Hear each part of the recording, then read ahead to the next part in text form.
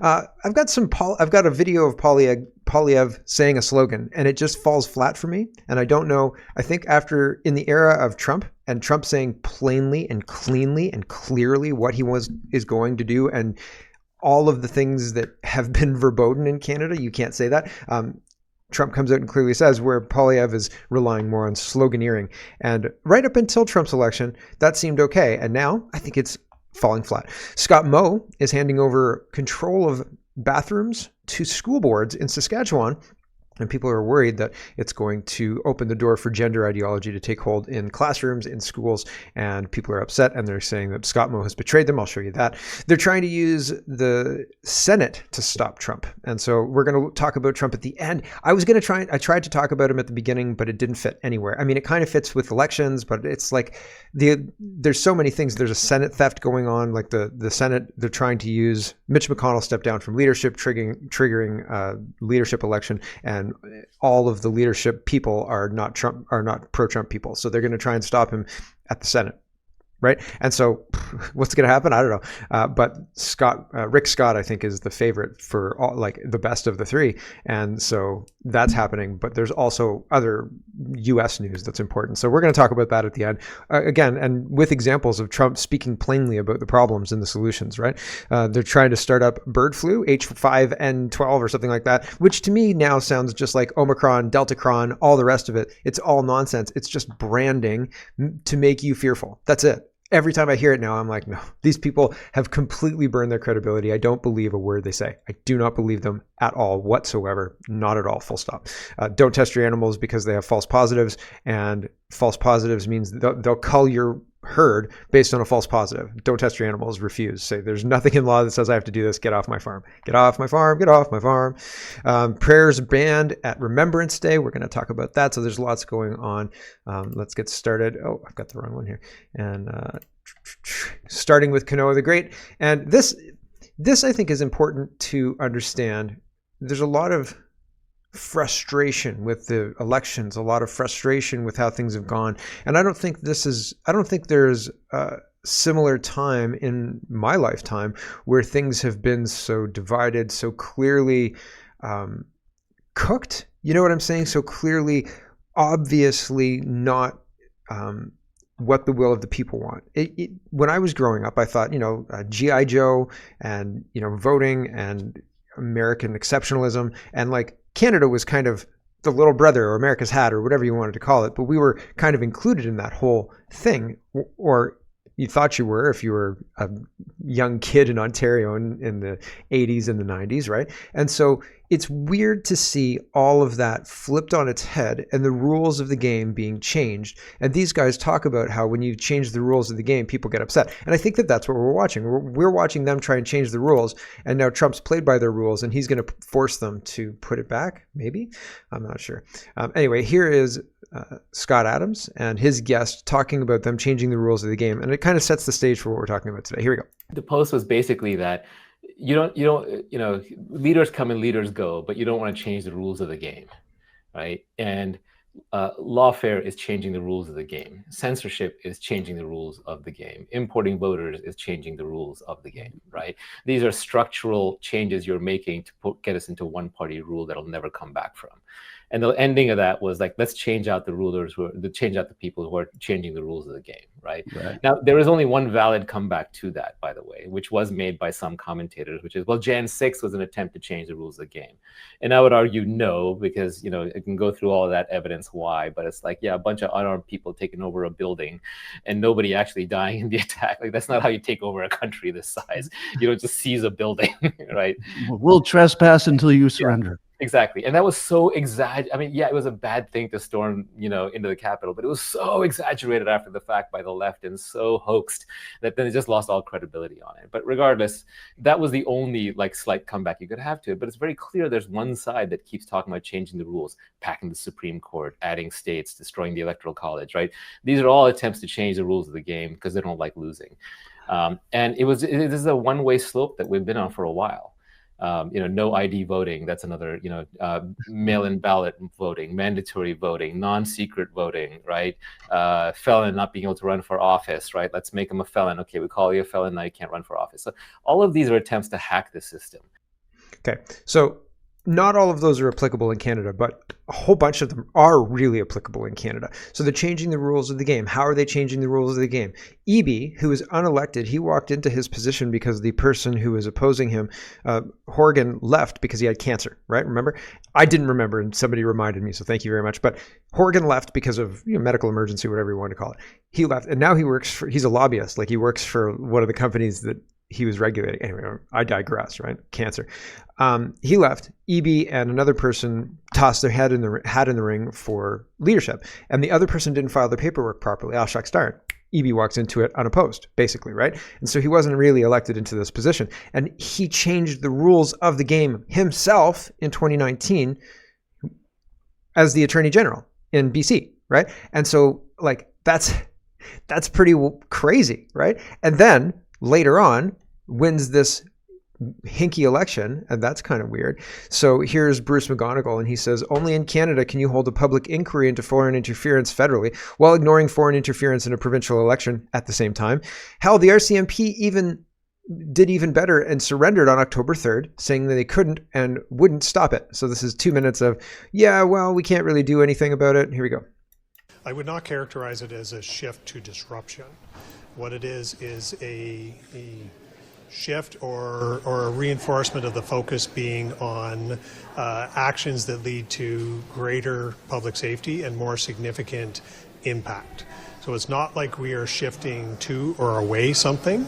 We are simply saying that prosecution is not the gold standard meaning how we're going to be measured on whether or not we've had success. We're going to employ and have been employing more recently all of the possible options and tools, which would include disruption as well as other things, to have a greater public safety impact. What's examples of disruption, just so you can explain to Canadians what that means? I mean, you talk about parking police cars. I think Mr. Dehem must have mentioned that earlier or last year.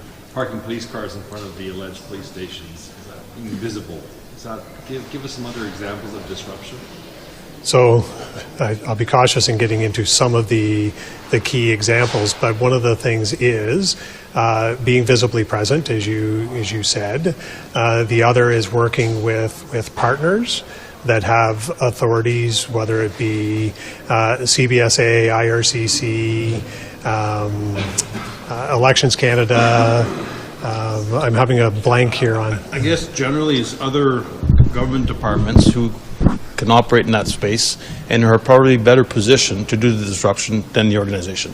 As Mark mentioned, we've been looking for the gold standard, but sometimes you don't get there, and disruption is probably sometimes a better tool, and that's where the community has to come together and see who's better positioned to do that disruption. The question of whether or not this issue is followed up on is a question rightly put to the RCMP, and it is up to the RCMP to decide on the basis of any intelligence or evidence they may have in their possession, whether they're going to take steps or not. I'm not in a position to comment for what the RCMP will or will not do. So I would not care.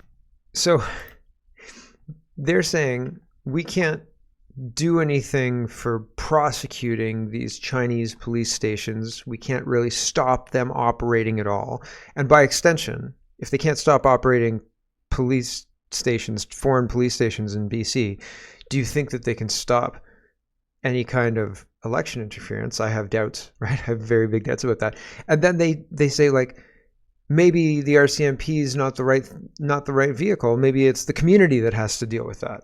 And like, what community does that mean? And then the politicians are asked, Steve Abe's asked, and he says, well, I can't tell the RCMP what to do. You know, that's their job. And if they look at it and they want to take prosecution, they move forward and they do the prosecution. And that's like, you know, handing things back and forth to this almost fictional third party that's never going to do anything.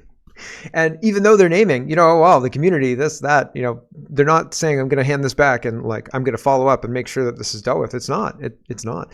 Canada Proud is breaking this. Sam Cooper, the investigative journalist who revealed China's election interference in federal elections, says that there was significant CCP-affiliated election interference in support of Premier Dave Eby, the NDP Premier of BC, who narrowly won re-election last month. Did he win re-election? Do we have a formed? I don't think we have a formed government. Like, they're still counting. We're going to look at that in a second as well.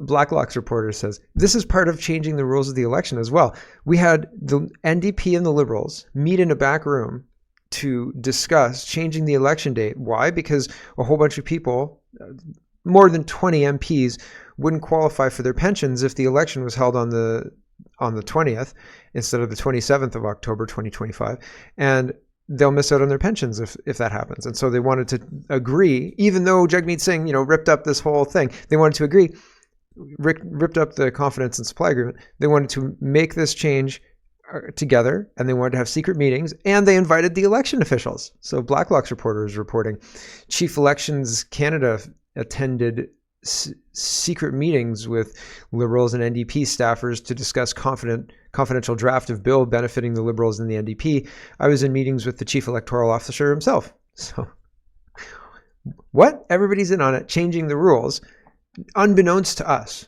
And we get to foot the bill for it. We pay for it, and they get their pensions. And they all get to vote this in together, and we don't get a say. Because if we got a say on the 20th, probably a lot of those people wouldn't have their pensions. Shucks darn, right? Like, weird, super duper weird, I think, right? So, yikes. Let's talk about Remembrance Day. Remembrance Day is tomorrow. And Toronto Sun says 5 years after being fired for pushing poppies, Don Cherry is still pushing poppies. So he says, wear your poppy, right? You people wear your poppy. So, oh, here he is right here. So what does he say about poppies? Let's hear what Don Cherry has to say about poppies, because he's probably right. I'm sick and tired of Canada kowtowing to the rest of the world. I heard a politician say, we have to be careful because the rest of the world loves us. No wonder they love us. We're weak, we're spineless wimps.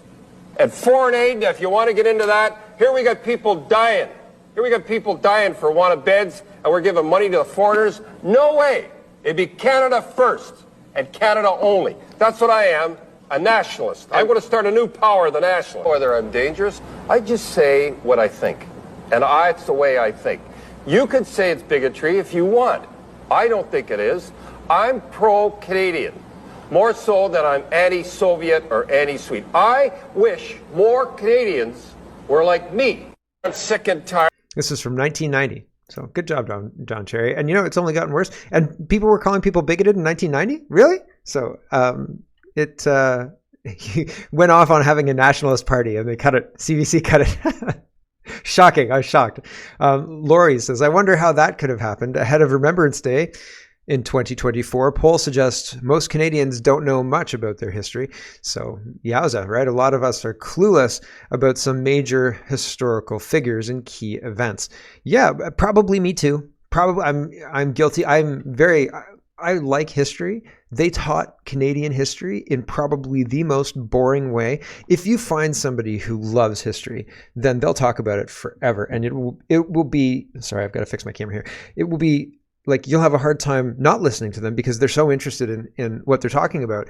They'll have stories and they'll have ways to make you connect with it, or you'll just connect with it because it's such a good story or whatever. But if you have somebody who hates the subject matter, then it's boring. They don't like it.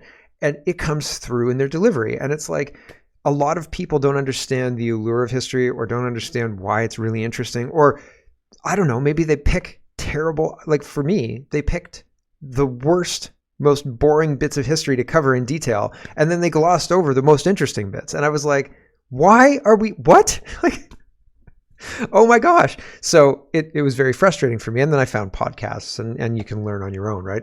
And documentaries, right? I like documentaries, and lectures, good lectures. I like those, but it's very interesting to me how you get a situation where kids are supposed to be learning history, supposed to be learning culture, and all they're being is bored to tears with absolute nonsense woke education. And it's ridiculous. It's ridiculous. And I mean, even before woke took over, history, I don't think, was taught well, kind of like math, right? It's very rare to find a teacher who really loves math and understands math well. I digress. I don't want to get too far off from Remembrance Day. Dan Albus is sharing this. Let's wear our poppies next to our hearts, united in gratitude lest we forget. Here we go. Moment of silence as a symbol of respect for those that have sacrificed their lives to protect and preserve the freedoms we often take for granted here in Canada. Those that served our country did so with courage because they believed that our way of life was worth defending.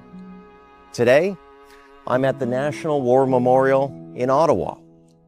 This cenotaph symbolizes the sacrifice of all Canadian Armed Forces personnel who've served Canada in times of war in the cause of peace and freedom, past, present, and future. It is also the site of the National Remembrance Day ceremony. I would encourage you all to attend the Remembrance Day ceremony in your community. Special thanks to all the Canadian Legions and the many volunteers that do so much year-round to support our veterans.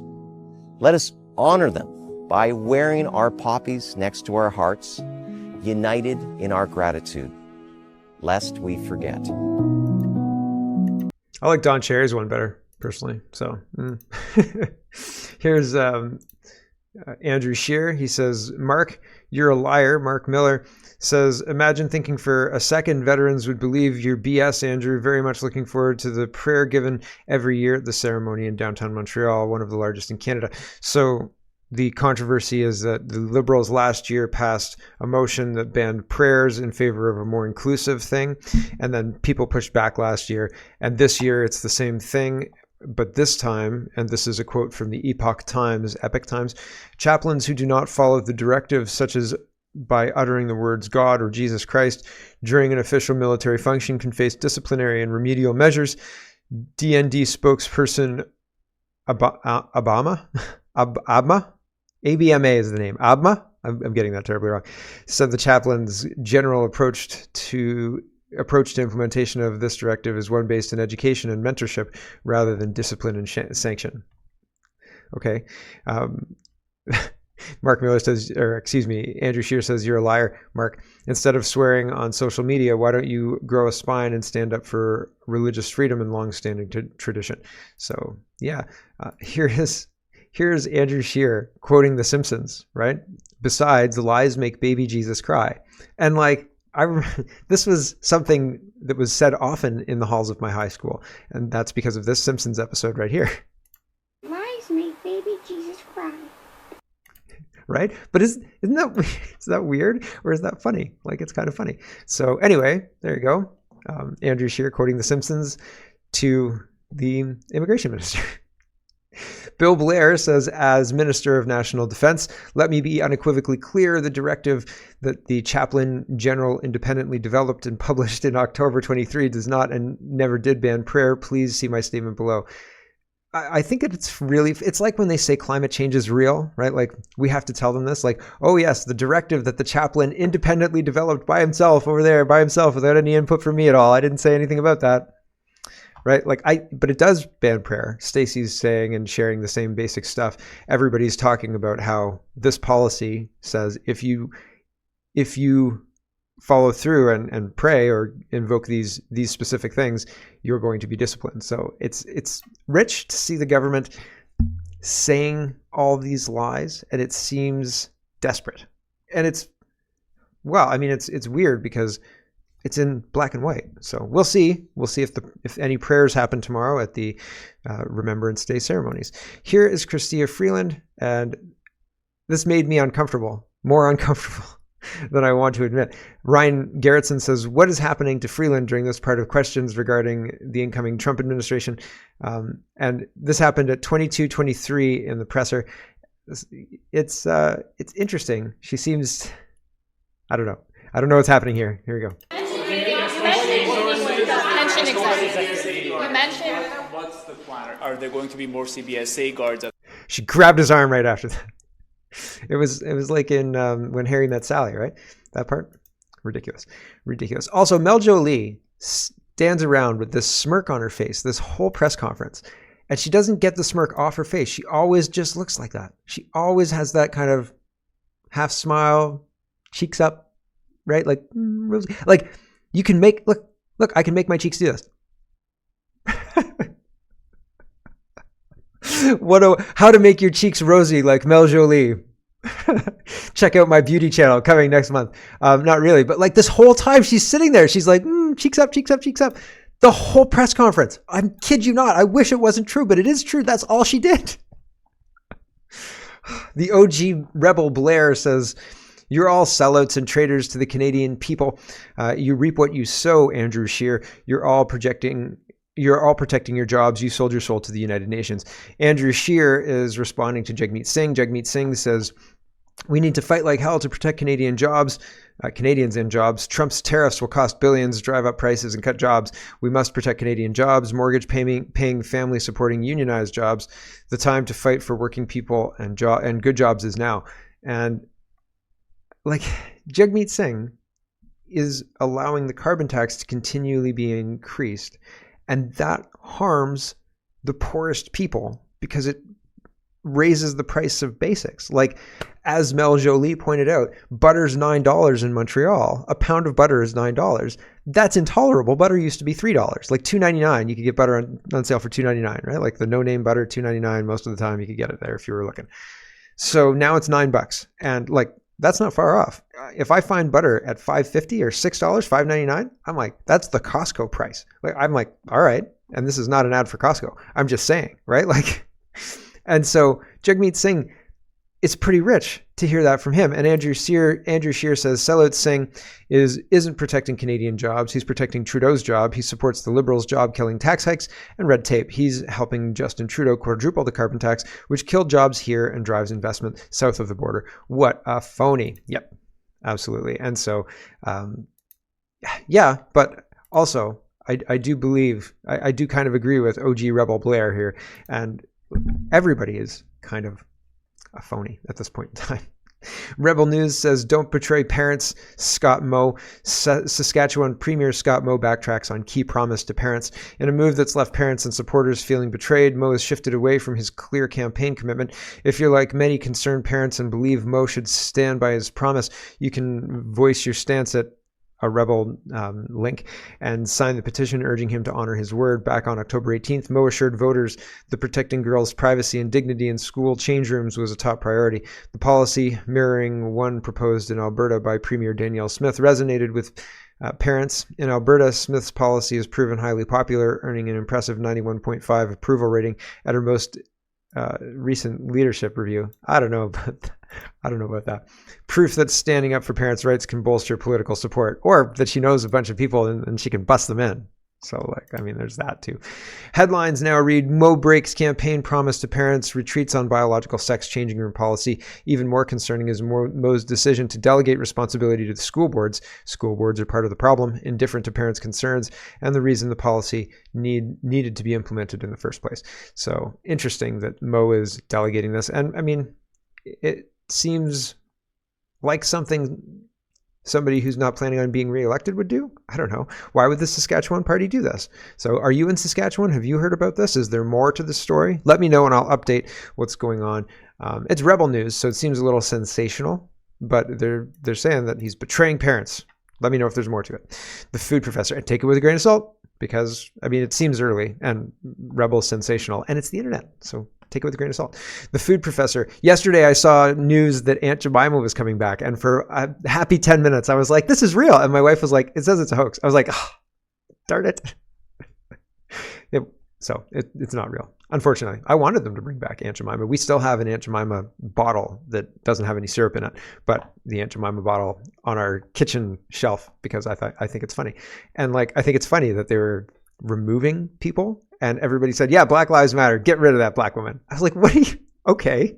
How does this make sense? Yeah, get Uncle Ben too. And then they did. I was like, what?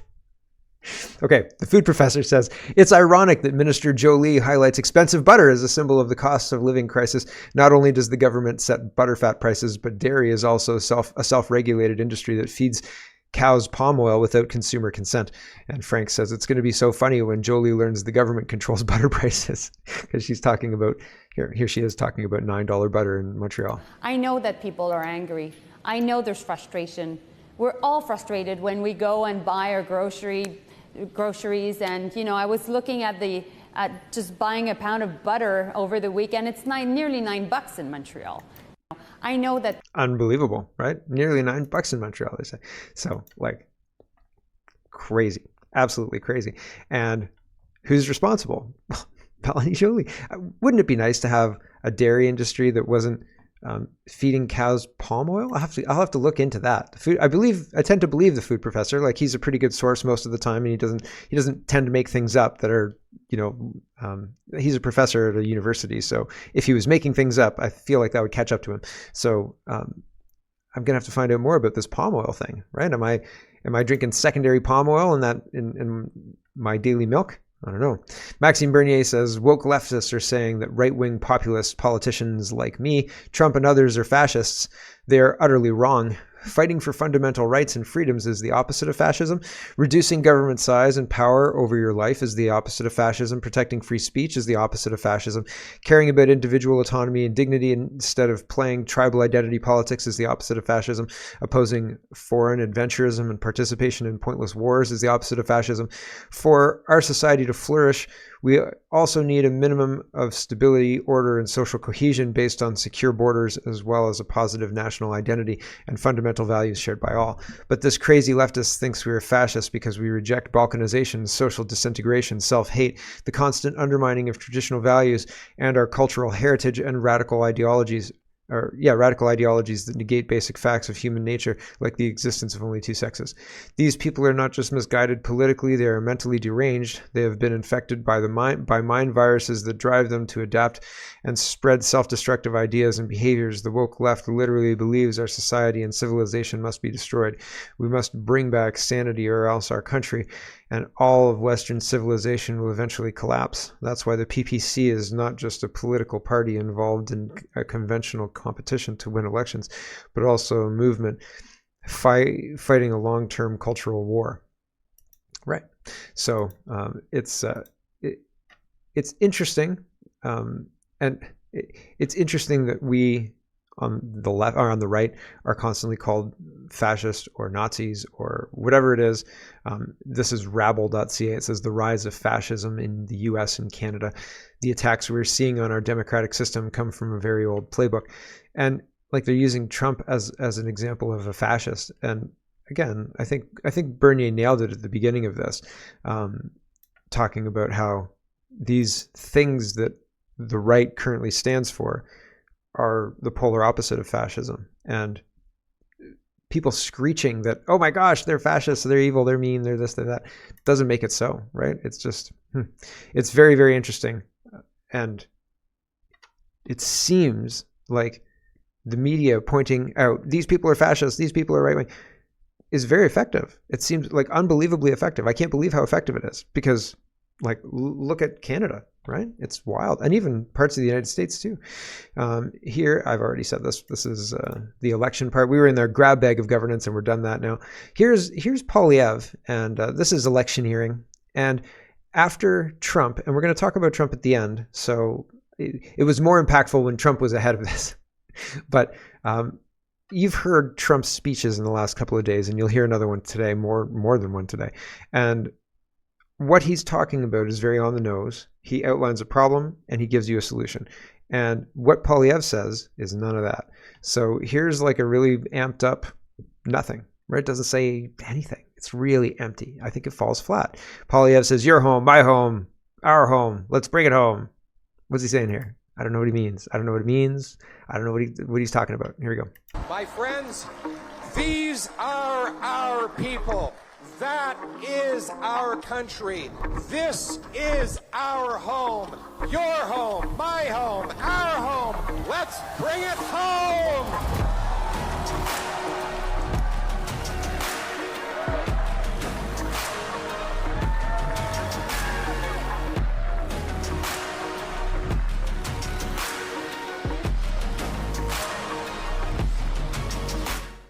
So, is that compelling to you? It's a 30-second spot that didn't say anything, right? Like, it didn't say anything. So it had lots of flashes of people, lots of flashes of Poilievre smiling away, but it didn't say anything, right? 30 seconds of Trump says a lot more than that. Bernier had a State of Our Nation. It's an hour and 10 minutes long speech. You can find the link in the description. Check it out if you're interested. It was in Burlington, and Michael Bader was kind of QBing it, and I hope it was successful. So there you go. It was live streamed and everything. You can check it out. Links in the description. So we'll see. what happened in BC with the rise of the Conservative Party, I think could happen nationwide. But it seems like what's happening there now, the perfect opportunity to demonstrate what kind of a leader Restad would be. And he's failing that test big time. So unbelievable stuff happening. Here is, let's talk about. Hello everyone, thanks very much for watching. This is just a short version of a longer show. If you'd like to get the whole show, you can go over to CanadaPoly.com and sign up for a subscription. Just look in the drop-down tab for Shop and Donate and look for subscriptions, and you'll get immediate access to the full show. Love to see you. Thanks for watching, everybody. Have a wonderful, wonderful